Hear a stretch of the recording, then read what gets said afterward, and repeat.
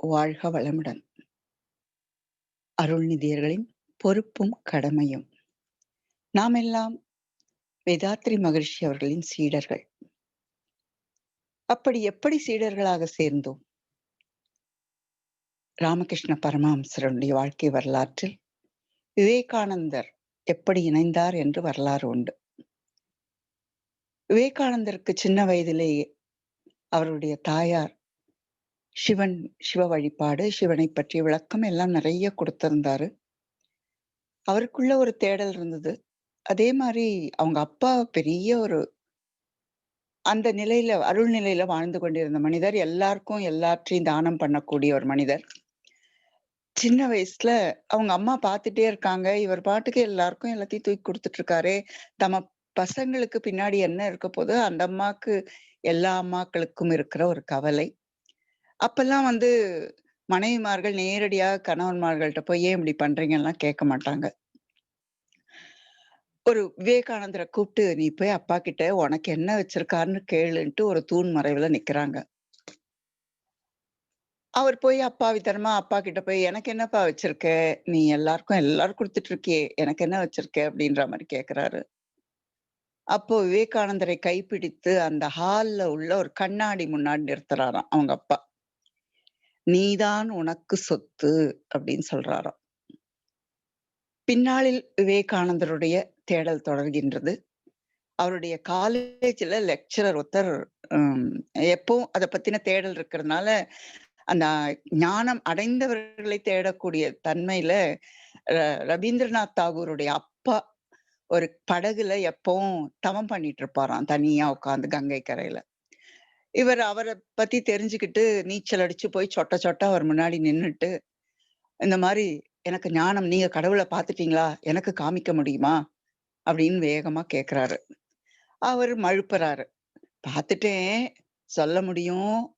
இருந்தா கூட" அப்படின்ற மாரி அவருடைய வர்ணனைகள் தொடர்கின்றது. இவருக்கு திருப்தி இல்லை. வந்துடுறாரு. மீண்டும் ஒரு நாள் காலேஜ் படிக்கும்போது, எக்ஸ்டசி என்ற டாபிக்ல விளக்கம் கிடைக்கும்போது, அப்போது நடத்திய அந்த பேராசிரியர் அவருக்கு, "இந்த ஊர்ல ராமகிருஷ்ண பரமஹம்சர்ன்னு ஒருத்தர் இருக்காரு. எக்ஸ்டசி அந்த நிலையிலேயே வாழ்ந்து கொண்டிருக்கிறார்." அப்படின்னு சொன்ன மாத்திரத்தில், இவர் ராமகிருஷ்ணம் பரமஹம்சரை தேடி போறப்போ, அந்த குரு சொன்ன வார்த்தை, "உனக்காகத்தான் காத்துக் கொண்டிருக்கிறேன்." அப்படி நமது குரு கிட்ட நம்ம சேர்ந்திருக்கோம்னா, அவ்வளவு எளிமையான விஷயம் இல்ல. நாம தேடலையோ, தேடி இருக்கோமோ தெரியாது. ஆனா நம்முடைய முன்னோர்கள், பெற்றோர்கள், அவர்கள் பெற்றோர்கள் யாரோ ஒருவர் ஆழ்ந்து தேடிய தேடல். இந்த குரு தத்துவத்தின் அந்த ஆழ்ந்த தன்மை தான் நமது கருமையத்துல பதிந்து, இப்படி ஒரு குரு நமக்கு கிடைத்து, அவர் நம்மளை அரவணைத்துக் கொண்டு, அந்த அருள்நிதி என்ற பட்டத்தையும் பேராசிரியர்களாக மாற்றக்கூடிய அவர் நிலையில் இருந்து தொண்டாற்றக்கூடிய அத்தனை அருளையும் நமக்கு பாய்ச்சிக் கொண்டிருக்கிறார். நம்ம சாதாரண மனிதர்கள் தான். குடும்பத்துல வாழ்ந்து கொண்டிருந்தவர்கள் தான். பெரிய அப்படியே பக்குவப்பட்ட ஜீவன்கள்லாம் கிடையாது. ஆனா ஏதோ ஒரு பக்குவப்படக்கூடிய அந்த தன்மை நம்மகிட்ட இருந்தது. அந்த தன்மையில தான் குருவோட கைய பிடிக்கிறோம். போறோம். பயிற்சிகள் பண்றோம். கத்துக் குடுக்கணுன்ற ஆர்வத்துல உடற்பயிற்சிலாம் மணிக்கணக்கா ஸ்பெண்ட் பண்ணி, ஒவ்வொருத்தர்கிட்டயும் நின்னு அத சரி பண்ணி, அப்படியெல்லாம் பண்ணக்கூடிய தன்மையில நம்மளுடைய அந்த மன்றத்தை சேர்ந்த அந்த அவருடைய அந்த கட்டுப்பாட்டுக்குரிய அந்த எல்லா சட்டதிட்டங்களுக்கும் உட்பட்டு, உலக சமுதாய சேவா சங்கம் என்ற அந்த அந்த மதிப்புக்குரிய நிறுவனத்துக்குரிய அத்தனை கட்டுப்பாடுகளுக்கும் உட்பட்டு, நாம் எல்லாம் செயலாற்றத் தொடங்குகின்றோம். உடனேவே வாழ்க்கையில கோவமே படல, கவலையே இல்ல, வாழ்க்கையில சிக்கலே இல்ல, கணவன், மனைவி அப்படியே ஒத்தும் உதவியுமா, அதெல்லாம் ரொம்பலாம் கற்பனை பண்ணிடாதீங்க. மெல்ல, மெல்ல, மெல்ல நமக்குள்ளாக அந்த அ உள்ள அந்த இறைத்தன்மை போக, போக, போக, போக சூழ்நிலையை நாம அக்செப்ட் பண்ணிக்கிறக்க தன்மை வரும். அப்போ அக்செப்ட் பண்ணிக்கிற தன்மை வர, வர சூழ்நிலையும் மாறும். கணவன் மனைவிகளோ, குழந்தைகள் நடுவிலோ அந்த இணக்கம் என்பது இயல்பாக நாம பண்ற தொண்டுக்கு இடையூறு இல்லாம மாறும். அப்படி காலம் தான் ஒவ்வொன்னுத்துக்கும் காலம் என்ற தன்மையில இருக்கிறதோ இறைநிலை தான். அப்படி அந்த காலம் என்ற தன்மையில அந்த இறைநிலை மெல்ல மெல்ல நமக்கு உணர்வு நிலையில, நம்ம உணர்ச்சி நிலையிலேயே வாழ்ந்து எவ்வளவு அலைக்குறிப்புகள உள்ள வச்சிருக்கோம்னு தெரியாது. அந்த அலை தான் முதல்ல வெளில வரும். நேத்தே நான் சொன்ன மாரி வழுக்கு மரம் மாரி தான். 2 ஸ்டெப் எடுத்து வைக்கணும்னு நெனச்சா 4 ஸ்டெப் கீழ இறங்குவோம். இப்படி மாற்றி மாற்றி சூழல், அந்த சமுதாய சூழல், நம்மளுடைய நோக்கம், மகரிஷி கிட்ட போய் சேர்ந்து மாறிக்கணுன்ற அந்த ஆர்வம், கொஞ்சம் கொஞ்சமா தற்சோதனை, தவம், தற்சோதனை, தவம் என்ற அளவுல இந்த அருட்தொண்டுக்கு நம்மை தயாராக்கக்கூடிய நிலையில மன்றங்களிலும் சமுதாய மக்கள் தானே! ஒவ்வொருவரும் ஒவ்வொரு மாதிரி இருப்பாங்க. எல்லாவற்றையும் நாம தான் அதுதான் சொல்லுவாங்க. அதம பொது மடங்குன்னு ஒரு வார்த்தை சொல்லுவாரு சுவாமிஜி. அ அது இங்கிலீஷ்ல என்னன்னு தெரியாது. ஜிசிஎம்மோ என்னமோ. அந்த பொதுவா எல்லாத்துக்கும் மேல எல்லாத்தையும் வகுக்கிறா மாரி, எல்லாத்துக்கும் கழிக்கிறா மாரி, எல்லாத்துக்கும் பெருக்குறா மாரி ஒரு நம்பர் ஒண்ணு உண்டு. ஒரு 10 நம்பர் இருந்தா, இந்த பர்ட்டிகுலர் நம்பர்னால அனைத்தும் வகுக்கப்படும், அனைத்தும் பெருக்கப்படும், அனைத்தும் கழிக்கப்படும்ன்றா மாரி. அந்த பொது மடங்காக நாம் மாறிவிட வேண்டும். யாரையும் தனிப்பட்ட முறையில் குற்றம் சொல்வதோ, குறை கண்டுபிடிப்பதோ, இவங்க இப்படி பண்றாங்க, அவங்க அதுவும் மன்றங்கள்ல நமக்கு வீடுகள்ல அத பண்ணிட்டு இருந்தது, உறவுகள்ல அத பண்ணிட்டு இருந்ததே தவறு. மன்றங்கள்ல போய் அந்த மாரி நம்மளுடைய கண்ணாடிய போடவே கூடாது, குற்ற கண்ணாடிய. எல்லாவற்றையும் சரி, அவங்களும் பயிற்சி பண்ணிட்டு இருக்காங்க. அவங்களுக்கும் அந்த மாரி பழக்கப்பதிவின் காரணமாக அந்த தன்மை இருக்கும். அப்படின்ற மாரிலாம் நம்ம விரிந்து பார்க்க கற்றுக்கொள்ள வேண்டும். அங்கேயும் போய் இந்த குற்ற கண்ணாடிய மாட்டக்கூடாது. இவங்க அவங்க பெர்சனல் லைஃப்ல வேற மாரி இருக்கலாம். ஏதோ ஒண்ணு உங்க கண்ல படலாம். ஏன்னா நாங்கலாம் ஒரு சின்ன ஒரு வில்லேஜ்ன்னு விட அதுக்கு அடுத்த டவுன்ல இருந்தவங்க. ஈஸியா மற்றவர்கள் கண்ணுக்கு இத திராஸ்ல வச்சுட்டே இருப்பாங்க நம்ம. இவங்க இப்படி, அவங்க அப்படின்ற மாரி. அதெல்லாம் கடந்து தான் வந்திருக்கோம். அது மனித இயல்பு. அப்படி நமக்கு ஒரு பொறுப்பு என்னன்னா, நாம யாரையும் கஷ்டம் கண்டுபிடிக்க கூடாது. குற்றமோ, குறையோ எல்லாருக்குள்ளயும் மகரிஷி மட்டும் தான் மகரிஷி. ஞானி. அந்த நிலையில் வாழ்ந்தவர். அவர்ட்ட போய் எந்த குற்றம் யார பத்தி கம்ப்ளைண்ட் பண்ணாலும், "வாழ்த்துங்கம்மா, சரியா போயிடும்" அப்படிம்பாரு. அந்த வாழ்த்துங்கன்னு அவர் சொல்லும்போதே, நமக்குள்ள அப்படியே அந்த அமைதி வந்துரும். ஏன்னா, அவர் அந்த அமைதி நிலையில அந்த வார்த்தைய குடுக்குறாரு.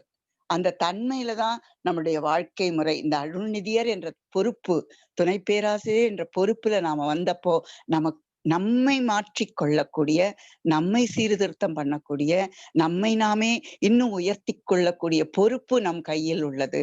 அந்த பொறுப்பை கையில் எடுத்து செயல்படுவோம் என்று சொல்லி, கோதையம்மா லைன்ல இருக்காங்கன்னு நெனைக்கிறேன். அவங்க மேலும் இதை பற்றி சில கருத்துக்கள் சொல்ல வேண்டி நிறைவு செய்து கொள்கிறேன். வாழ்க வளமுடன்.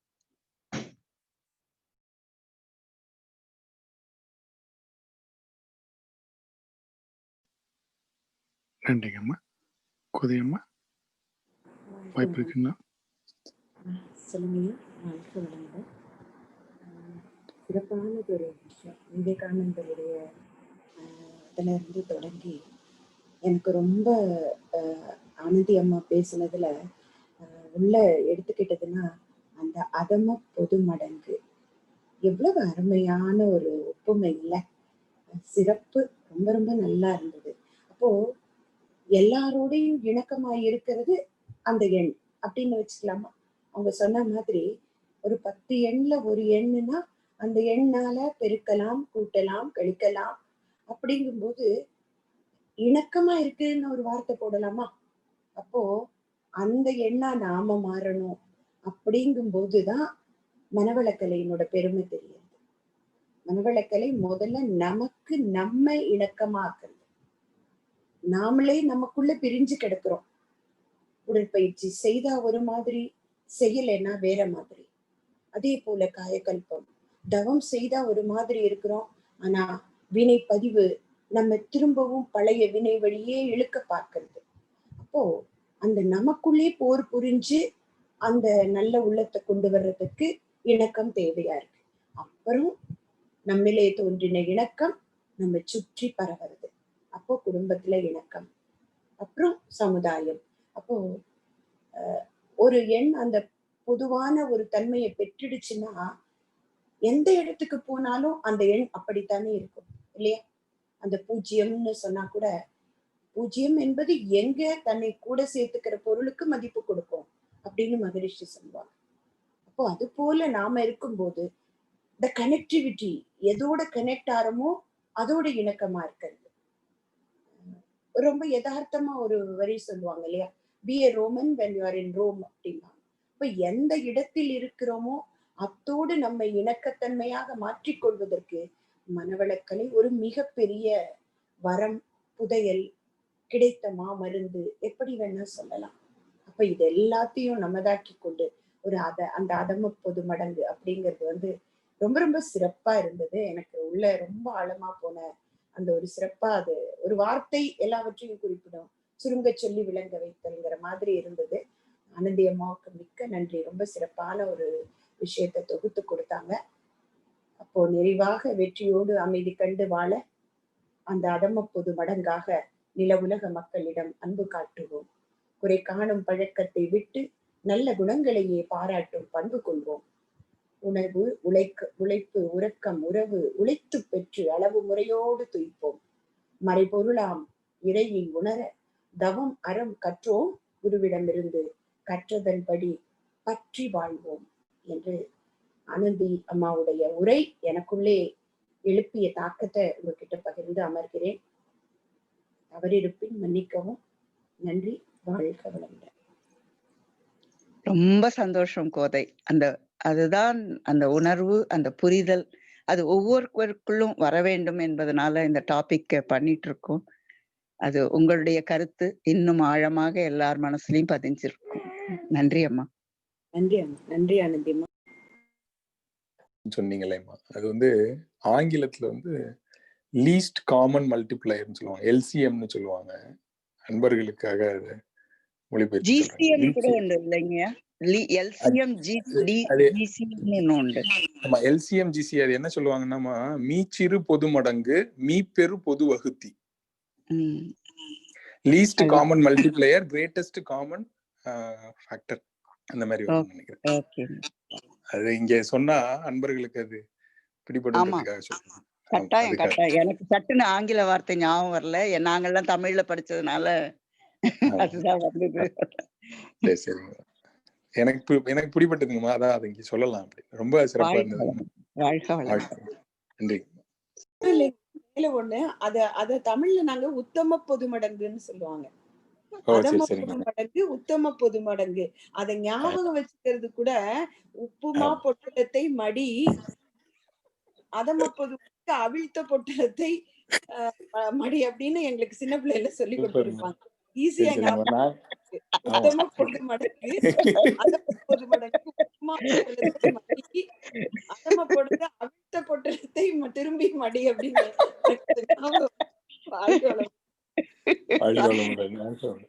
நாங்க படிக்கும் பொழுது அது அப்படியே தமிழ் மொழியில மாற்றம் ஆயிடுச்சுங்கம்மா. எப்படி ஆயிடுச்சுங்கன்னா, மீச்சிறு பொது மடங்கு மீப்பெரு பொது வகுத்தி அப்படின்னு மாறிடுச்சு. நான் தமிழ் வழிதான் கல்வி. ஆமா, எனக்கு அது ஞாபகம். அதுதான் பகிர்ந்த உத்தம பொது மடங்கு. வாழ்க வளமுடன். நன்றிங்கம்மா. வாழ்க வளமுடன். அதனால அதுலயும் ஏதோ ஒரு அர்த்தம் இருக்க மாதிரி இருக்கு. அதுதான் வேதாத்திரியம் இல்லையா? எதையும் கொண்டு போய் வேதாத்திரியத்துல இணைக்க முடியும். சிறப்பு சிறப்பு ஆனந்தியம்மா. வாழ்க வளமுடன். நன்றிங்க ஐயா. அனௌன்ஸ்மென்ட்டோட. எஸ் அம்மா, ஐ ஸ்டார்டட் தி ரெக்கார்டிங் அம்மா. வாழ்க வையகம், வாழ்க வையகம், வாழ்க வளமுடன். My pranams to everybody. I started today's session with Vivekananda's life experience.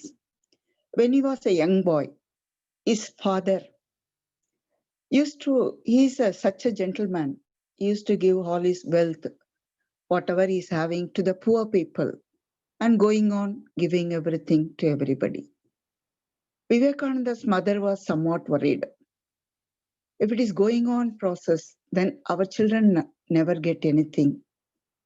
So she asked Vivekananda to go and ask his father, what you'll keep for me, Appa? Because in those days, ladies never ever come before the husband's area. They won't question them like that. So many conditions in their life. When Vivekananda asked the question to his father pull his hands and he'll make him walking towards a mirror in that hall and tell him, you are the property for you. That is the golden words. Slowly Vivekananda grown up, and he has the craving of divine guru. So he was searching for a guru. Rabindranath Tagore's father was one of such guru. He heard. He was sitting in a boat and doing meditation in the Ganges river. Vivekananda, as soon as he heard about him, swimming and cross the river and hold the boat and jump into that and ask him, have you seen God? He's telling some explanation which was not satisfied to Vivekananda. We can see, I can make you to see, like that is just, Vivekananda was not satisfied. When he was in college, one of his lectures give the explanation about the ecstasy. When he finishes lecture, he tells, in Calcutta we can see one person, Ramakrishna Paramahamsa, in the same ecstasy stage. Immediately Vivekananda goes near Ramakrishna. Ramakrishna says, come my son, I am waiting for you. Like that, gurus are waiting for us. So Vethathiri Maharishi, we are not a searcher for a divine feeling or ecstasy like that. Only our family problem and mental agony, somewhat we want a remedy for that. But somebody in our ancestors, they may search. That was in our genetic center, and we are enjoying such a guru. Whatever he feels, he enjoys, or in his conscious level, whatever he found out, everything he is pass it on to the disciples as us. So we are in a position to receive that. Now we are in a position as Arulnidhi, as Tunai Perasriyar or Perasriyar, to pass it on to the society on his behalf. So we have so much that consciousness, what is that? Puruppu. And that discipline we have to follow first. That is not so easy, because while in our family life, we are making so many problems, we are facing so many problems, then we could have showed anger, worry, desires, then like that we are in the life of all 14 to 40 cycles per second. Now it's our duty to reduce the wavelength and make us feel comfort, calm. Then we have to apply that calmness in the family as well as in the mandram. Whoever may be there in the position, whoever may come, we have to accept them as it is and have to do our duty as the best. Like that, Guru has given us such a position to be act like him, to be in his position. Like that, I told one, in mathematics, we used to tell in Tamil, Adama Podumadangu, Uttama Podumadangu. One number which you can multiply it, you can divide it, you can, whatever numbers you can do it, that will it will give the answer. Like that, one number, whatever that you can, I don't know in English, DCM, HCM, like that, they will tell. Like that, we have to be that number. We will accept everybody, whatever they are. That is the first duty of us. Thank you, Amma. Thank you so much.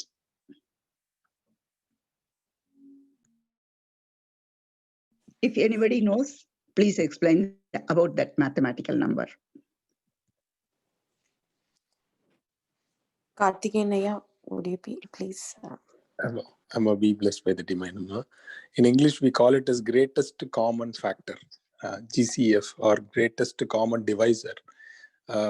So if we have like 5 different numbers, we'll find the greatest common divisor, and we use it for doing our arithmetic operations. So that's what Maharishi Ayya referred here as me peru podu vakuthi or medagu podu madangu. That's what Amma was explaining. So we need to be like the greatest common divisor on all the situations and consolidate it.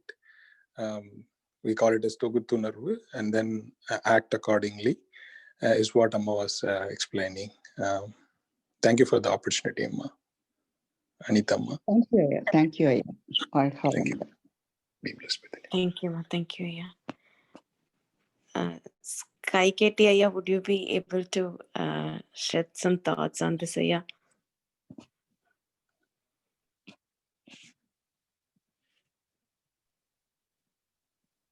Be blessed with the divine. That was a wonderful thought on roles and responsibilities of Sky Masters.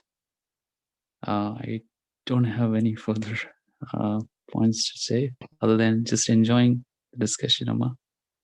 Thank you. Be blessed with the divine. Thank you so much, Ayya. Would anyone be interested in shedding some more thoughts about this topic?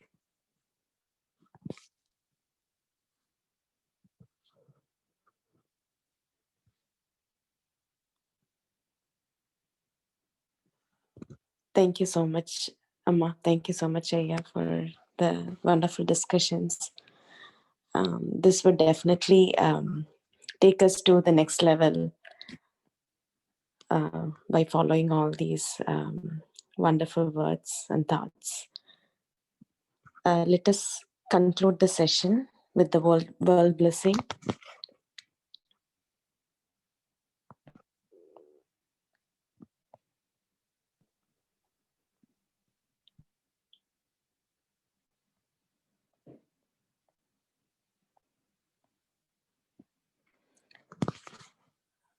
Let us invite Mahadevi Amma to sing the world blessing.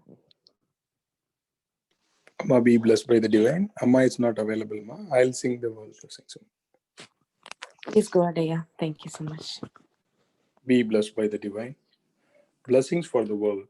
May rain pour on all parts of the world timely and sufficiently. May food grains grow abundantly to the satisfaction of all living beings.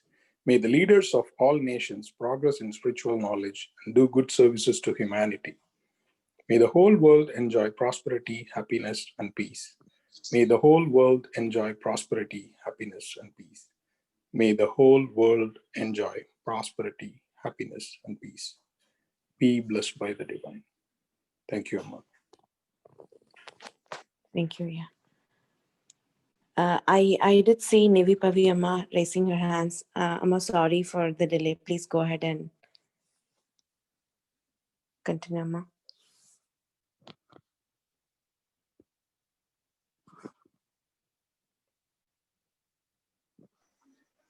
வாழ்க வளமுடன்.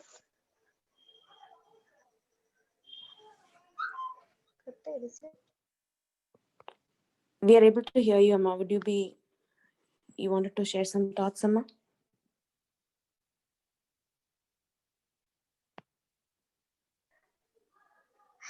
அம்மா, சிஸ்டருக்கு birthday wish பண்ணலான்ட்டு சொல்லலான்ட்டு தாம்மா. ஓ, sure அம்மா. கனிஷ்கா அம்மா. Name Kanishka, என்னோட sister தங்கச்சி. இன்னைக்கு பர்த்டே. ஓ, நைஸ். ஷூர் அம்மா. ஆனந்தி அம்மா, can you please wish the kid? பேர் என்னம்மா? வாழ்க வளமுடன். கனிஷ்கா. கனிஷ்கா. கனிஷ்கா. ஓகேம்மா. கனிஷ்கா அவர்களின் பிறந்த நாளான இன்று அவர்களை வாழ்த்துவோம். கனிஷ்கா அவர்கள் உடல் நலம், நீள் ஆயுள், நிறை செல்வம், உயர் புகழ், மெய்ஞானம் ஓங்கி வாழ்க வளமுடன். கனிஷ்கா வாழ்க வளமுடன். அவர்கள் குடும்ப நலம் வாழ்க வளமுடன். அவர்களுடைய ஆன்மீக பயணம் வாழ்க வளமுடன்.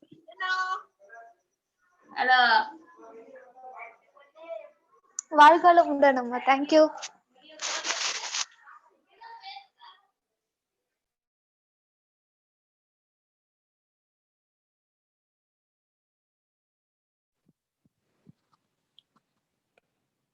தேங்க்யூ அம்மா. Thank you, Amma. We'll conclude the session today, Amma. Thank you, everybody. வாழ்க வளமுடன். all- Thank you all. Wish you all வாழ்க வளமுடன். I'm concluding the session, Amma. Let us bless all the participants, those who sing God salutation, Guru salutation, and blessing for the world.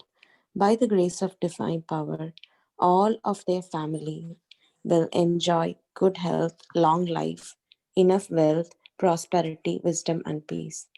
By the grace of divine power, all of their family will enjoy good health, long life, enough wealth, prosperity, wisdom, and peace.